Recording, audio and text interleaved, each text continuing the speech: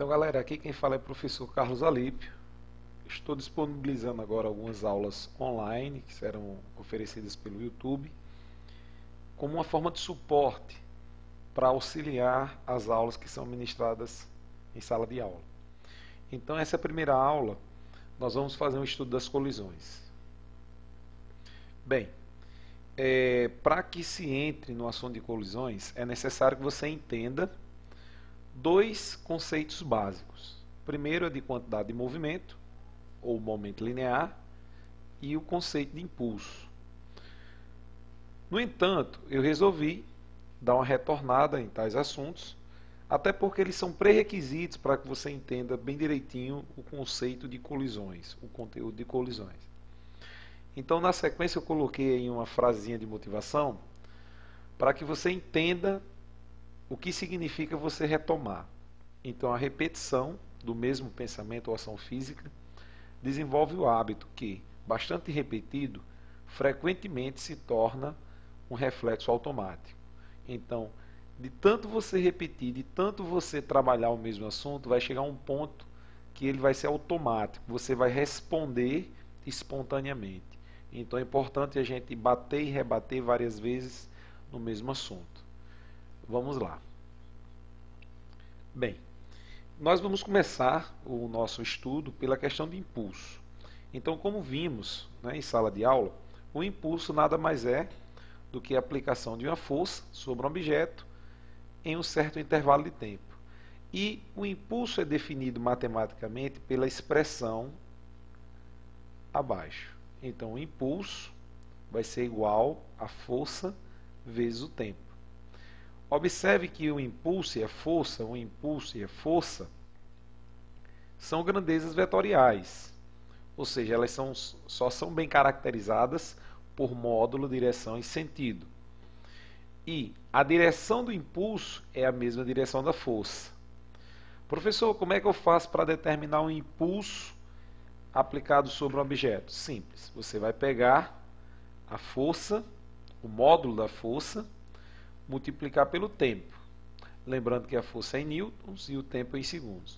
Depois que você efetuar esse produto, você determinou o módulo do impulso.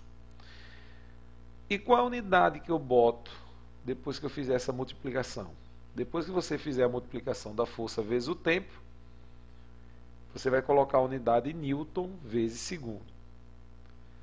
Abaixo nós temos uma animaçãozinha, onde nós temos um bloco verde, e sobre esse bloco foi aplicada uma força F num certo intervalo de tempo.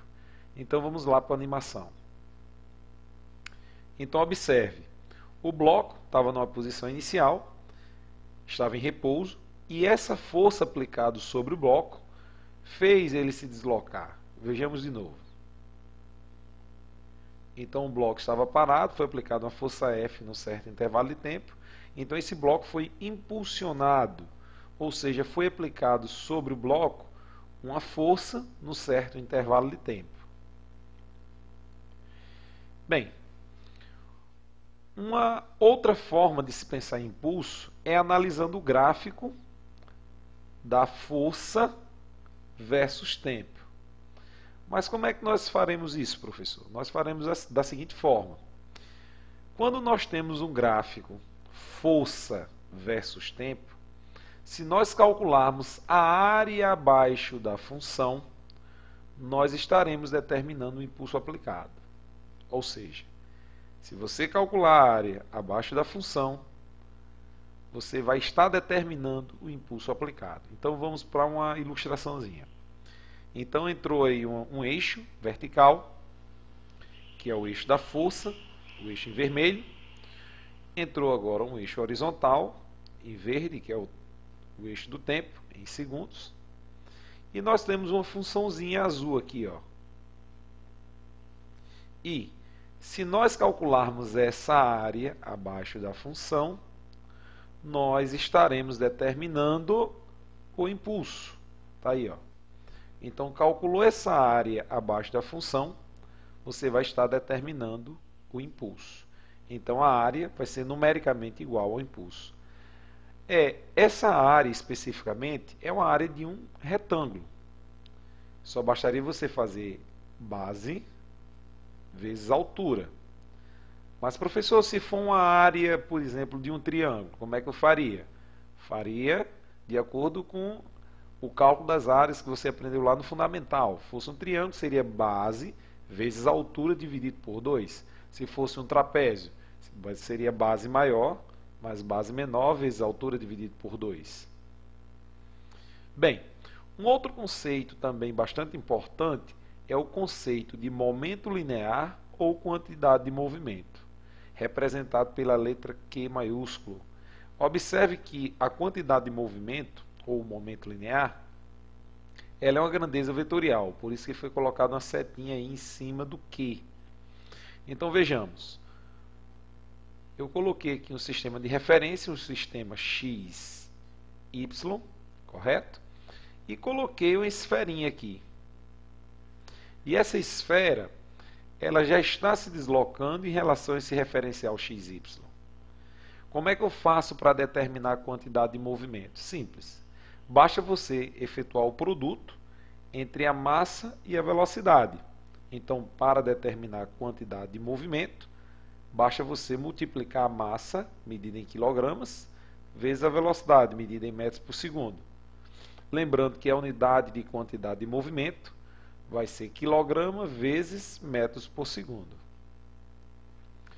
Então vamos lá, vamos colocar em prática.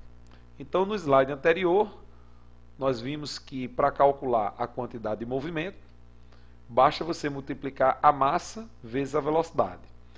Então, no exemplo 1, nós temos a seguinte proposição, o seguinte exercício. Determine a quantidade de movimento de um objeto que se desloca com a velocidade de 40 metros por segundo em relação a um determinado referencial. Considere a massa do objeto 35 kg. Então, simples. Como nós vimos, a quantidade de movimento é a massa vezes a velocidade. Veja que eu estou pedindo o módulo, estou calculando o módulo, ou seja, o valor. Então, se você observar direitinho, nós temos a massa, considere a massa do objeto 35 kg, você vai colocar no lugar da massa 35 e no lugar da velocidade 40, está aqui embaixo, ó, 40. 35 vezes 40, 1.400 kg vezes metros por segundo. Se você colocar isso aqui em notação científica, nós vamos chegar à conclusão que o módulo da quantidade de movimento vai ser 1,4 vezes 10 a 3 kg vezes metro por segundo.